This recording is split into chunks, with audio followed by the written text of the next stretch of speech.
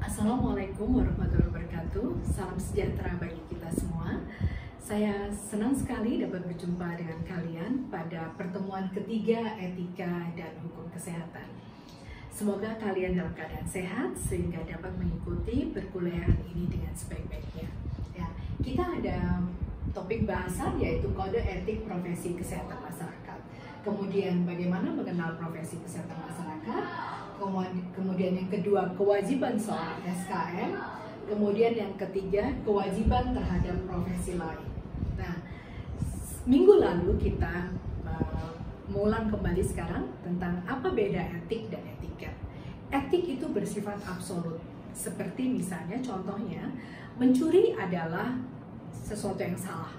Ya, membunuh adalah sesuatu yang salah. Jadi bersifat absolut. Jadi etik adalah tindakan-tindakan individu dan bertanggung jawab langsung kepada Tuhan. Ya, sementara etiket itu adalah tata cara. Tata cara, misalnya bersifat relatif atau non absolut. Seperti misalnya tata cara makan.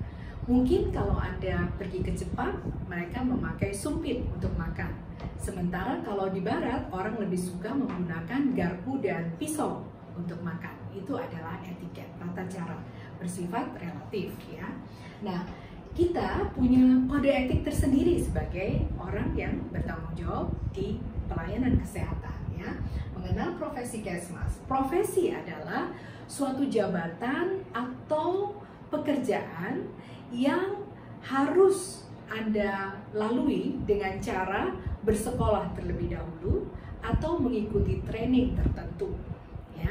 Itu adalah profesi. Dan profesi mempunyai hak atas imbalan ketika melakukan pelayanan kesehatan. Dan dengan profesi itulah seseorang memberi nafkah keluarganya ya. Kemudian kewajiban seorang SKM adalah secara umum dia berorientasi pada masyarakat. Kemudian kewajibannya yang lain adalah memperdalam ilmunya. Meskipun sudah menjadi sarjana kesehatan masyarakat, dia harus memperdalam ilmunya karena keadaan akan terus berubah sehingga ilmu harus diperdalam. Kemudian dia harus meningkatkan keterampilannya. Ya, seperti kita ketahui, sarjana kesehatan masyarakat bekerja dengan teknologi. Nah, teknologi terus-menerus berubah dan SKM diharapkan senantiasa meningkatkan keterampilannya. Kewajiban itu malah ya.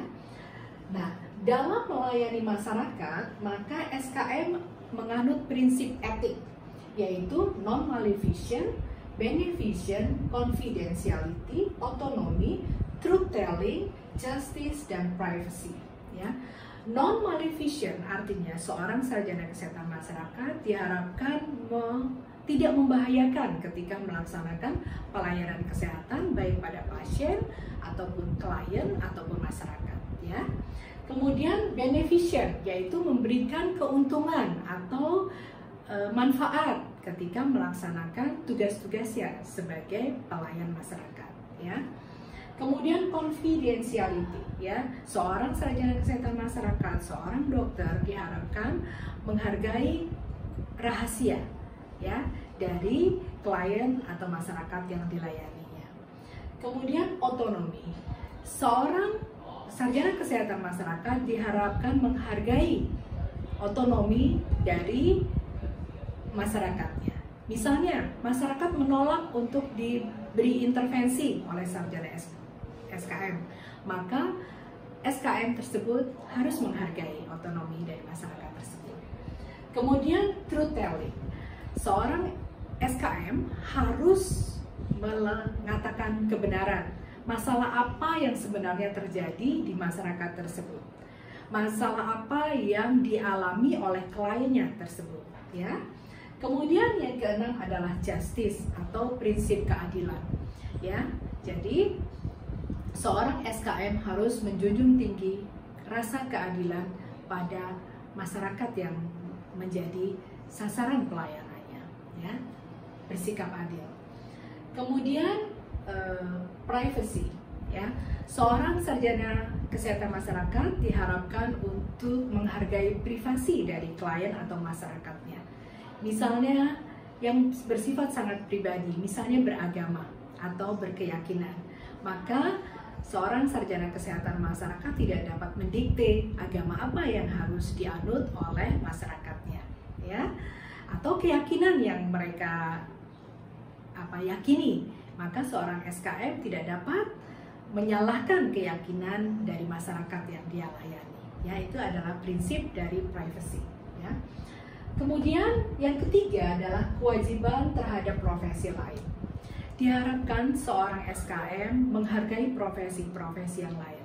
Tidak hanya sesama petugas kesehatan, tetapi profesi-profesi lain. Ya, mungkin profesi militer, profesi ustadz, tokoh agama, ya, dan yang lain. Kemudian tidak menonjolkan diri. Seorang sarjana kesehatan masyarakat diharapkan tidak menonjolkan dirinya sendiri.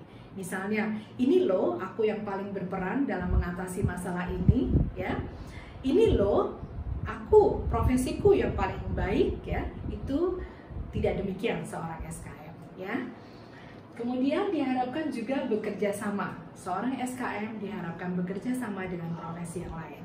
Seperti dalam kasus COVID-19 ini, Anda bisa lihat bahwa betapa pentingnya profesi sarjana kesehatan masyarakat ini, ya, untuk memberikan pesan promotif dan preventif untuk pencegahan penyebaran infeksi COVID-19 ini, ya.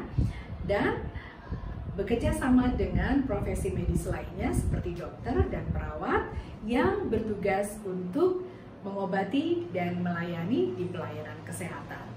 Nah, saya kira 3 topik ini untuk hari ini semoga bermanfaat untuk Anda. Jangan lupa untuk mengirim email atau pesan WhatsApp kepada saya jika ada pertanyaan. Dan semua ini juga dapat Anda baca dalam modul yang kami sediakan. Terima kasih atas perhatian Anda, semoga bermanfaat. Assalamualaikum warahmatullahi wabarakatuh.